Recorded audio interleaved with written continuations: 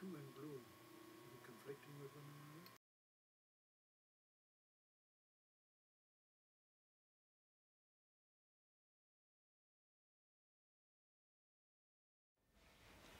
another? Well, it was at that time that Posnansky did the most inhuman thing that I saw personally.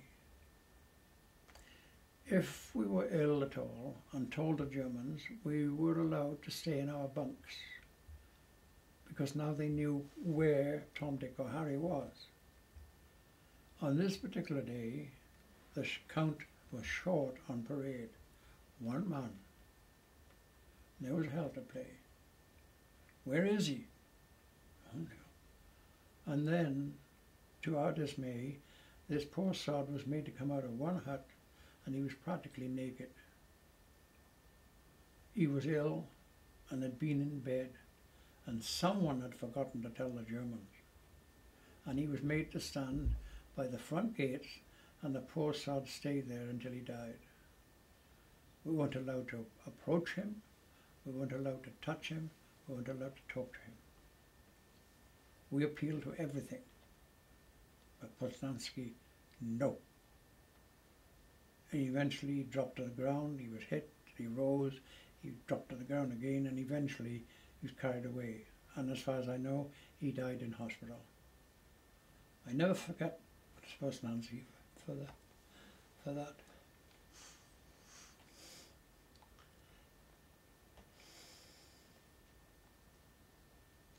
And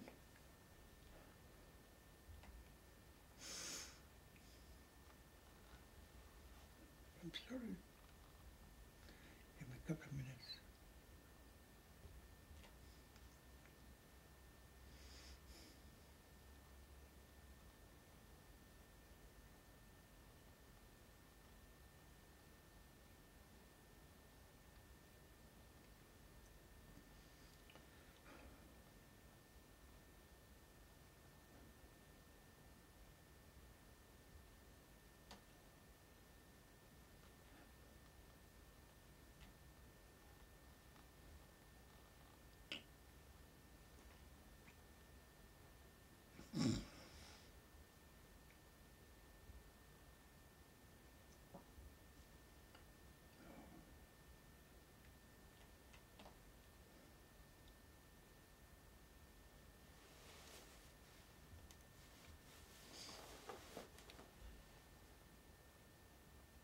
We were allowed to go off parade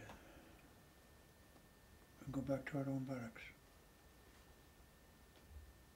And as I said, I've never forgiven or forgotten Posnansky. Posnansky wasn't a true German. His name, as you might gather, with ski at the end of it, is either Slavic or Polish.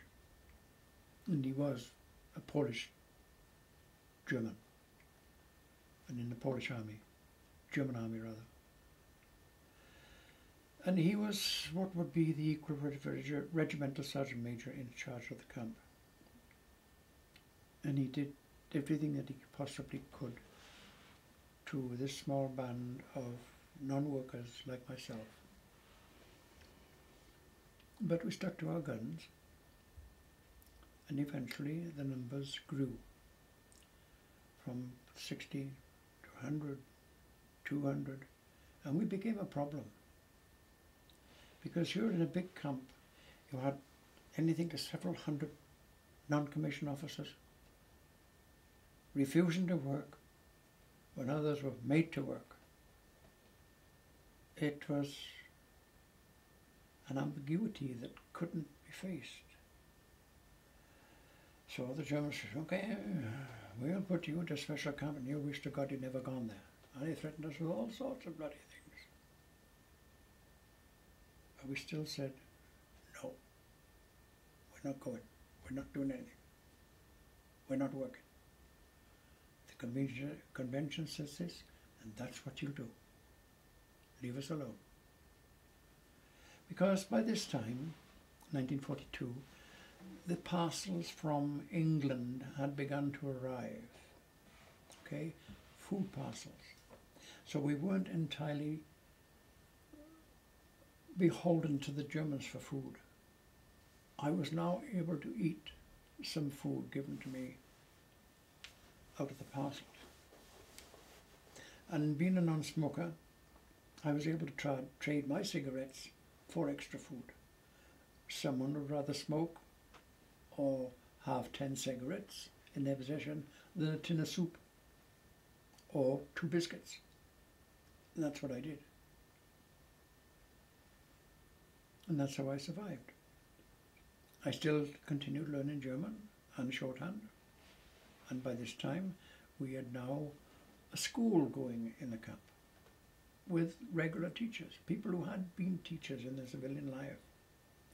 And so I took English, I took poetry, I took judo, I took shorthand, and I didn't give a shit for the Germans.